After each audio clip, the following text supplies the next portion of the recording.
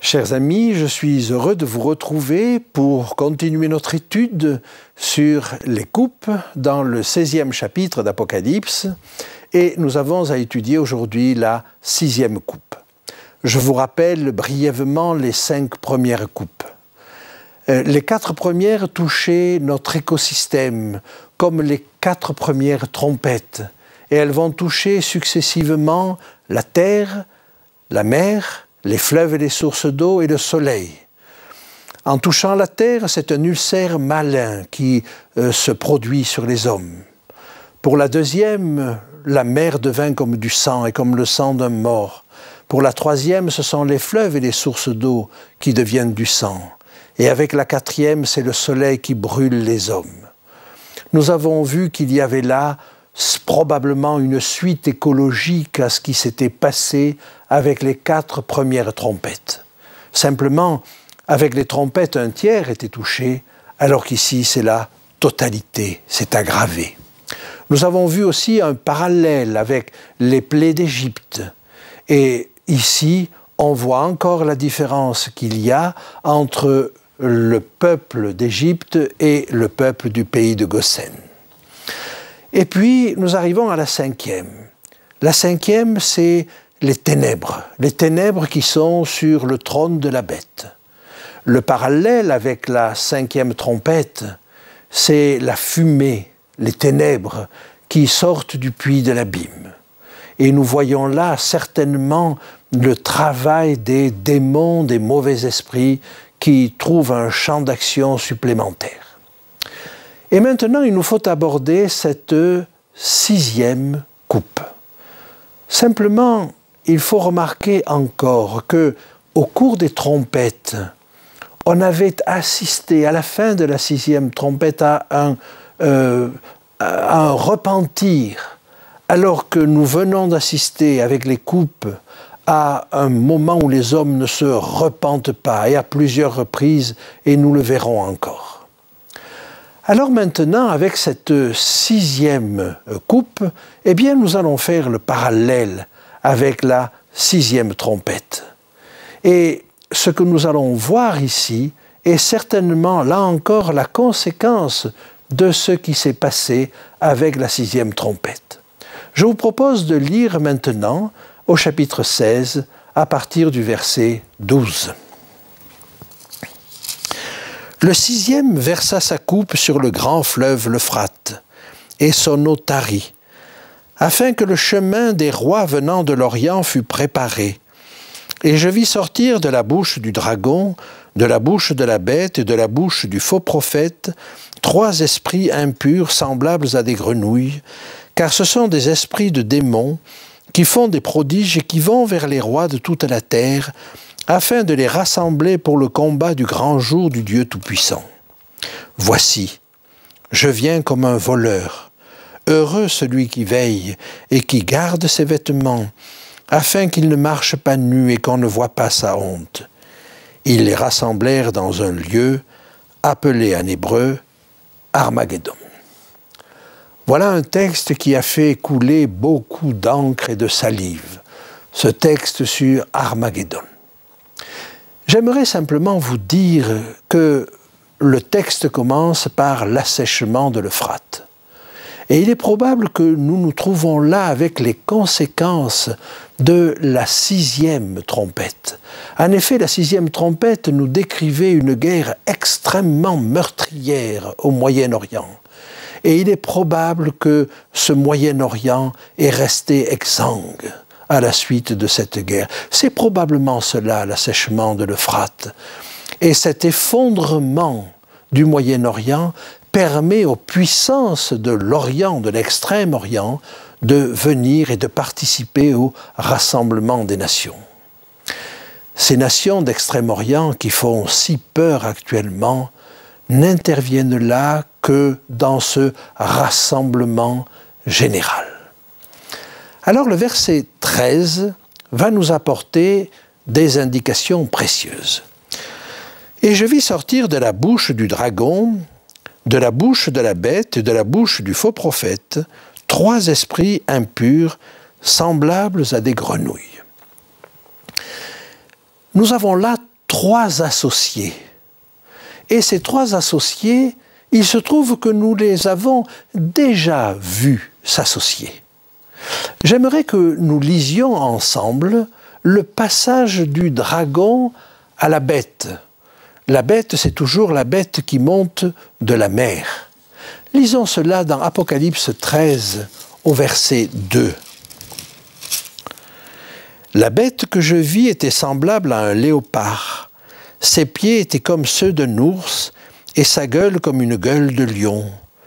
Le dragon lui donna sa puissance et son trône et une grande autorité. Nous voyons que cette bête ne détruit pas le dragon pour prendre sa place, mais au contraire, le passage se fait en douceur. Et nous avions compris que l'Empire romain, une des têtes de l'ennemi de Satan, passait son pouvoir en douceur au système féodal du Moyen-Âge. Maintenant, on ne parle plus de l'Empire romain. Quelle est la forme que prend Satan? Eh bien, on peut penser que cette forme, nous la trouvons au chapitre 9 d'Apocalypse, avec la 5e trompette. Il est donné à une étoile qui est tombée du ciel, mais il lui est donné la clé de l'abîme. Et à ce moment-là, il peut libérer des esprits de démons. Voilà donc ce qui est devant nous, et probablement la nouvelle forme de Satan. Ce sont les esprits de démons. Maintenant, je vous propose de regarder la 2e association, le passage de pouvoir entre la bête qui monte de la mer et la bête qui monte de la terre. Et ceci, nous le trouvons en Apocalypse 13 et au verset 12. Elle exerçait toute l'autorité de la première bête en sa présence, et elle faisait que la terre et ses habitants adoraient la première bête, dont la blessure mortelle avait été guérie. Par conséquent, cette 2e bête, la bête à 2 cornes, qui est appelée aussi faux prophète, va faire le passage en douceur avec va passer en douceur par rapport à la précédente. Et elle va exercer toute l'autorité de la précédente, mais en sa présence. Et par conséquent, il y a là un passage de nouveau en douceur. Simplement, cette bête qui monte de la mer et que nous avons identifiée comme cette puissance féodale du Moyen-Âge, qu'est-elle devenue? Nous avons vu qu'elle avait reçu une blessure mortelle, mais qu'elle renaît de ses cendres. Et c'est cette nouvelle émergence qui probablement nous est décrite là. Et donc on peut arriver à cerner ces 3 associés. Et ces 3 associés, on peut dire que c'est le système politico-religieux européen qui va réémerger. Ça, c'est la bête. Et puis, il y a le système politico-religieux américain. Ça, c'est le faux prophète. Et puis, il y a tout ce spiritisme, tout ce travail des esprits de démons qui est dirigé par Satan. Et ça, c'est le dragon. Voilà comment, probablement, on peut cerner ces 3 puissances. Alors, ces 3 puissances vont agir de concert. Et ce qu'elles vont faire, c'est envoyer des esprits de démons vers les rois de la terre. Lisons-le au verset 14, si vous voulez bien, du chapitre 16. Ce sont des esprits de démons qui font des prodiges et qui vont vers les rois de toute la terre afin de les rassembler pour le combat du grand jour du Dieu Tout-Puissant. Les rois de toute la terre, nous avons déjà vu que les rois de toute la terre sont en réalité sous l'autorité de Babylone. Et nous nous rendons compte que ces trois associés ont finalement la même autorité que Babylone, et nous avions déjà évoqué l'idée que c'est l'association de ces trois complices, de ces trois compères, qui formait Babylone. Et ils vont rassembler toutes les nations.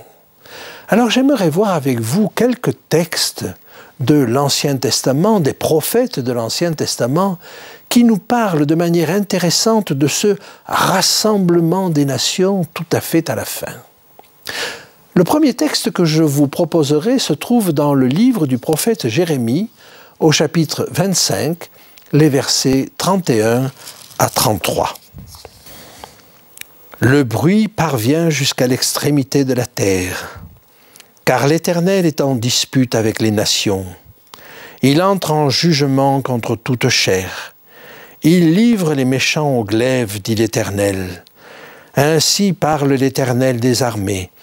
Voici la calamité va de nation en nation, et une tempête s'élève des extrémités de la terre. Ceux que tuera l'Éternel en ce jour seront étendus d'un bout à l'autre de la terre, et ils ne seront ni pleurés, ni recueillis, ni enterrés. Ils seront comme du fumier sur la terre. Ce texte nous parle d'une terrible calamité, mais tellement terrible que plus personne n'est là pour enterrer les morts. Et nous verrons que c'est finalement ce qui va se passer. J'aimerais maintenant aborder un deuxième texte. Il s'agit de Zacharie, du livre de Zacharie, au chapitre 12 et au verset 3.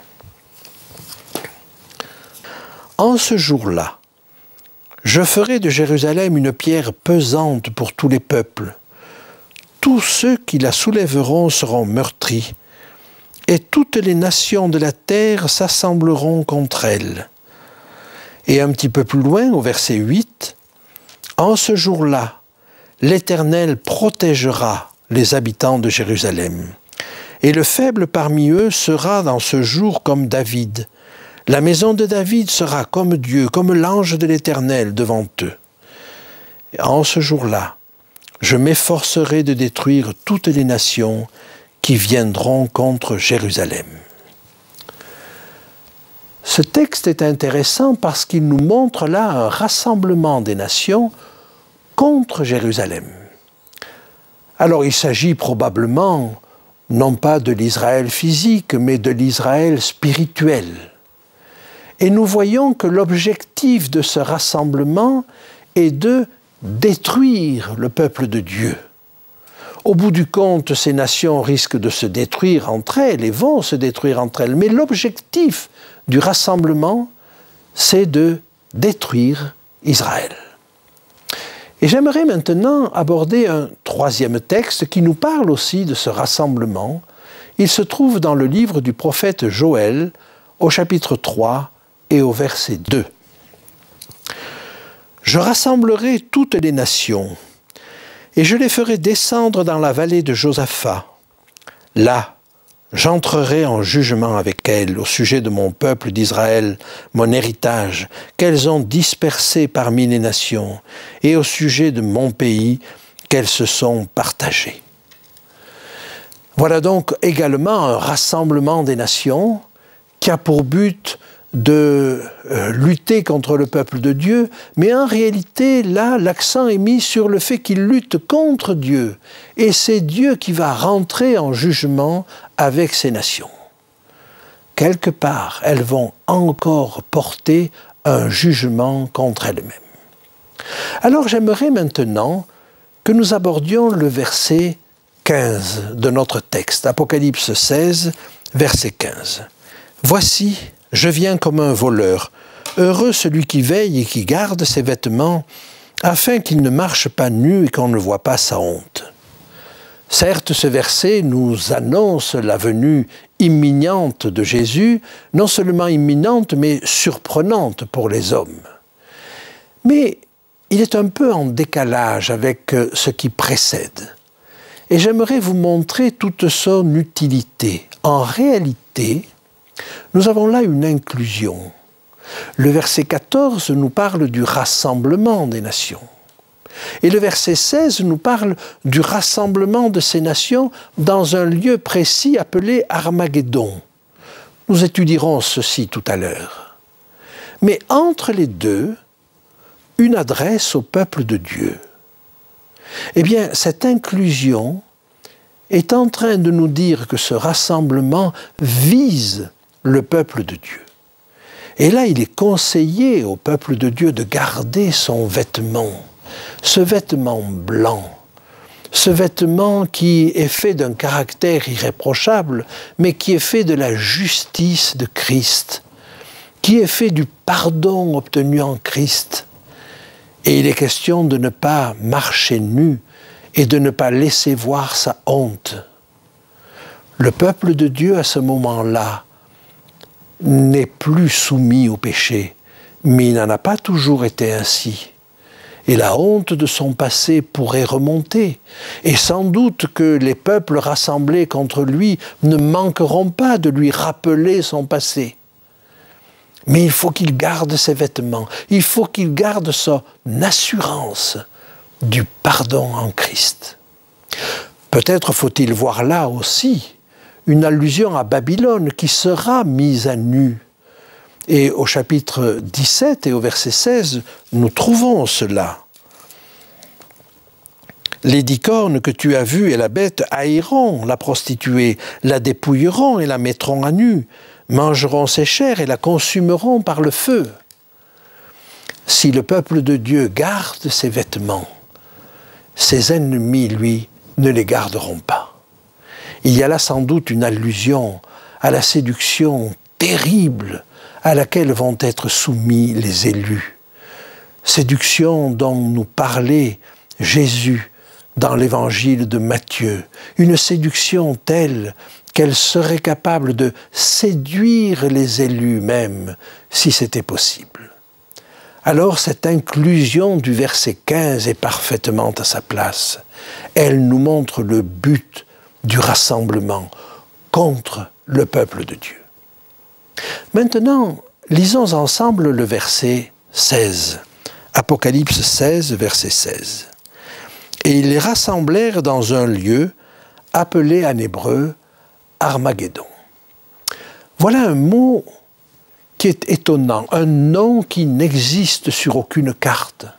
Aucun lieu sur la terre ne s'appelle Armageddon. Ce nom a donc certainement valeur symbolique. Et le premier sens qu'on peut lui donner, c'est montagne de Méguidon, montagne de Megiddo. Et il est vrai que Megiddo, parfois, et en particulier dans le livre de Zacharie, est appelé Méguidon. Mais la montagne de Megiddo n'existe pas non plus.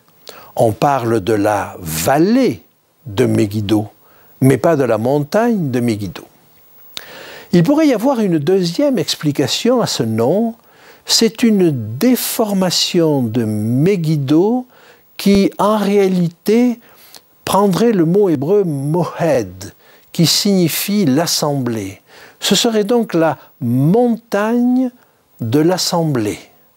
Alors la montagne de l'assemblée, il en est parlé dans le livre d'Ésaïe, au chapitre 14. Et j'aimerais relire avec vous un texte que nous avons déjà lu, qui se trouve chez le prophète Ésaïe, chapitre 14, les versets 12 à 14.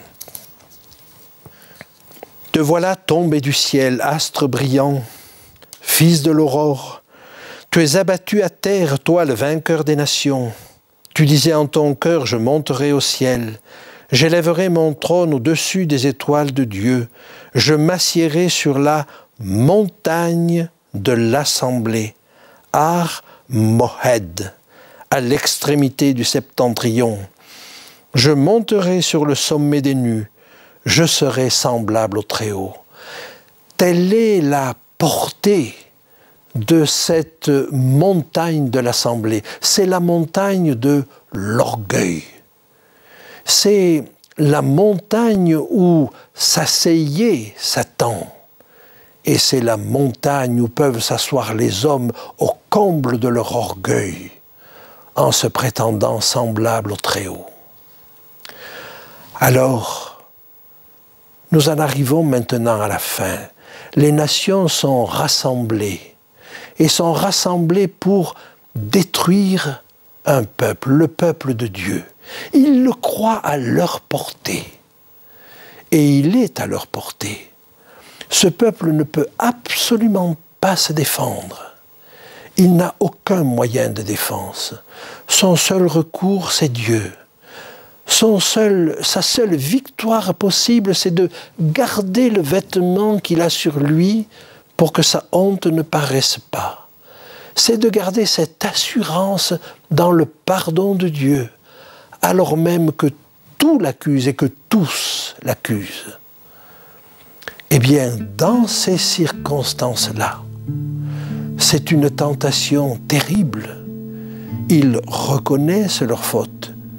Et s'ils en ont été pardonnés, c'est qu'ils les ont reconnus. Ils ont donné gloire à Dieu en se repentant. Mais Dieu leur assure de son pardon. Dieu les convainc que leurs péchés ont été jetés comme au fond de la mer et qu'ils n'ont rien à craindre des accusations qui sont autour d'eux.